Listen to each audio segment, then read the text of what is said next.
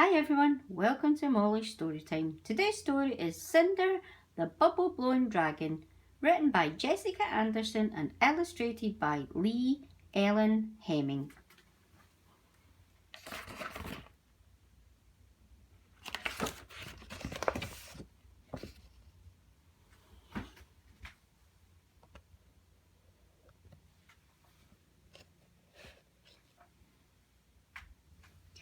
"This simply won't do," said the king.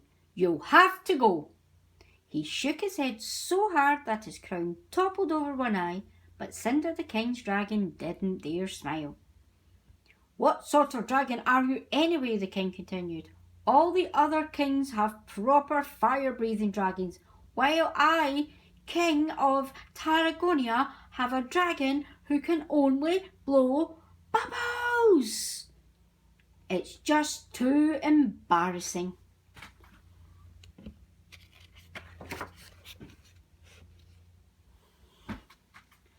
The king was right, thought Cinder. He was a sad disappointment. Coming from a famous dragon family, great things had been expected of him.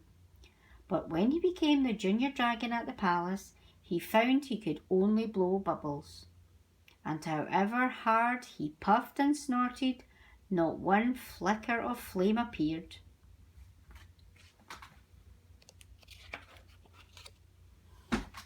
Instead, he blew streams of bubbles, and the harder he snorted, the more bubbles appeared, until he was standing up to his scaly chest in one enormous bubble bath.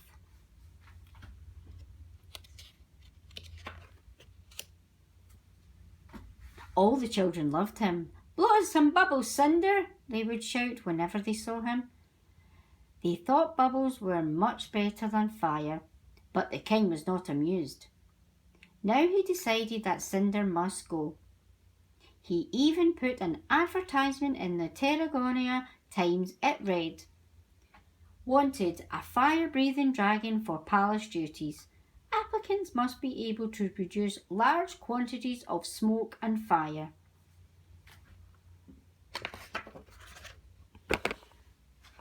One dragon applied. "When he comes this afternoon, you may be present in the throne room to see how a real dragon behaves," said the king. At 2 o'clock, there was an enormous roaring at the palace gates.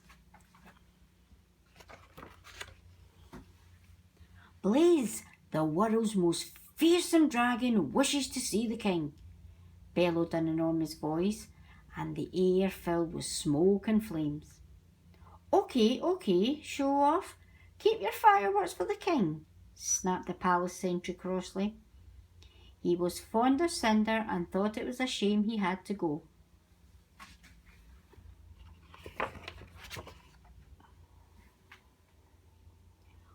"Where is the king?" thundered Blaze.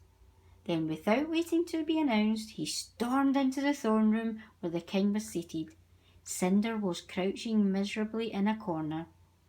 "I bring fire for your majesty," the enormous dragon roared.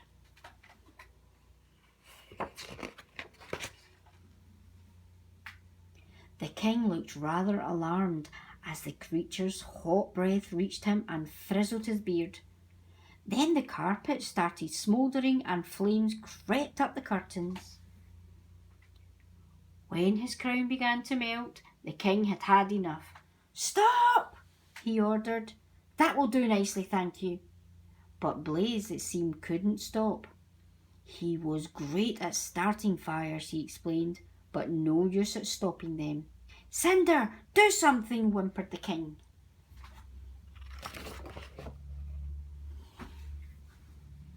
Cinder did the only thing he could think of.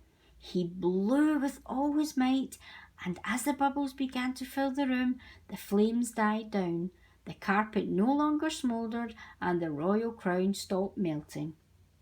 "Now I've done it," thought Cinder. "I've quite put out Blaze's fire." Blaze himself was pretty put out too, but the king was delighted. "Thank goodness you were here," he said, and he ordered a dish of ice cream to cool himself down.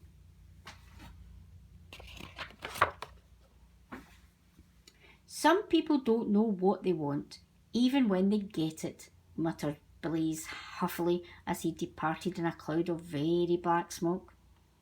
I don't hold with all his smoke pollution, said the king as he gobbled up his ice cream.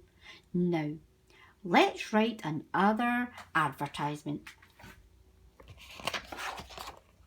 It appeared the next morning and read, By royal decree, breathing fire is now forbidden in Tarragona. Out-of-work dragons wishing to train for the new Royal Bubble-Blowing Brigade should write to Sir Cinder, the Palace Fire Extinguisher.